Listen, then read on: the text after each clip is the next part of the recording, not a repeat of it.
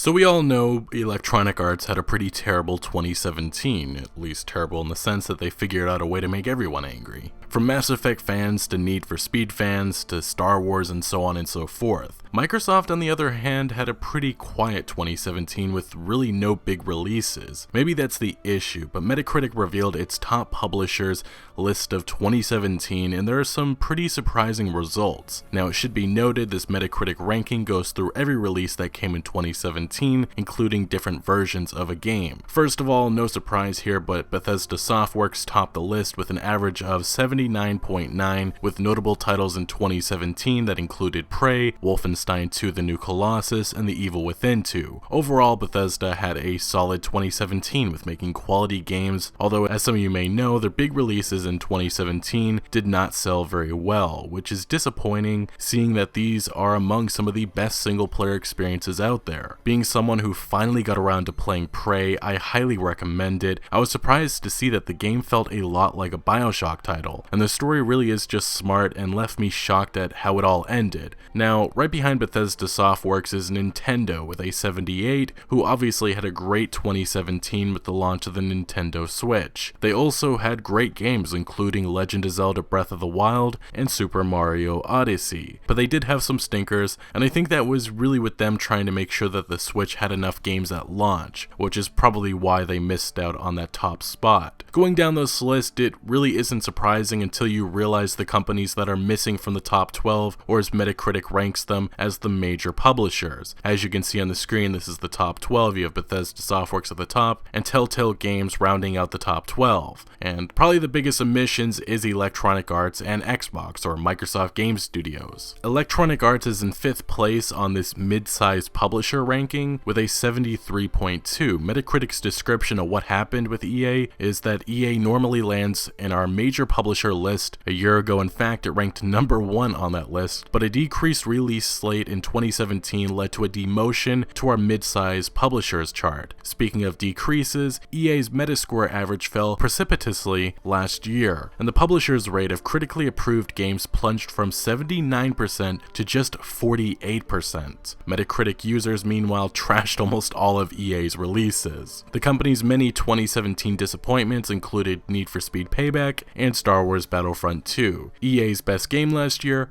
FIFA 18. And when FIFA is your best game, that may show that there's a quality problem. Overall, 2017 was just a mess for Electronic Arts. Alright, what happened? To who? To whom? And your goddamn father. Sorry, my face is tired, my face is tired, my face is tired. But while their game quality has gone down, they still managed to have a highly successful financial year, bringing in millions of dollars thanks to microtransactions. And I actually should say billions of dollars, not millions. But other than Electronic Arts, an even bigger surprise is the Xbox team and how far down the list they are. At the 12th spot, Microsoft Game Studios ranked with a 72. Metacritic's description states Microsoft dropped 9 places compared to a year ago, and failed to launch any promising new properties in 2017. Though the company did release some high-scoring titles, even that group looks stale, as it included a few Forza racers and yet another port of Minecraft for the Switch. We've talked about it before, but Microsoft needs to commit more to first-party games. These last few years, and specifically 2017, show that they have a games and quality problem. The 2 new IPs that they tried to launch in the last few years, ReCore and Quantum Break, both were failures. Luckily, Microsoft has had some success with indie games, but they really have been riding their success on older franchises like Forza, Gears of War, and Halo. 2018 looks like it should be a better year,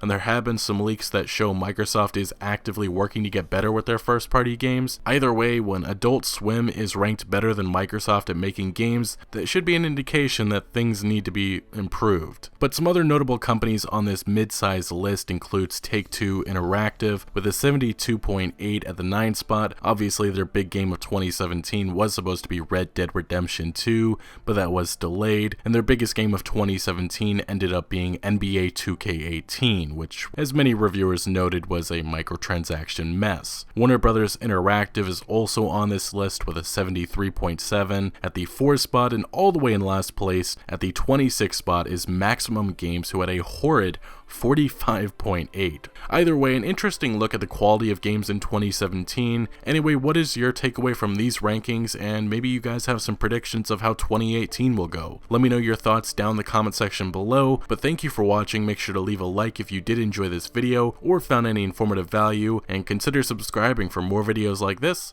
and I'll see you later.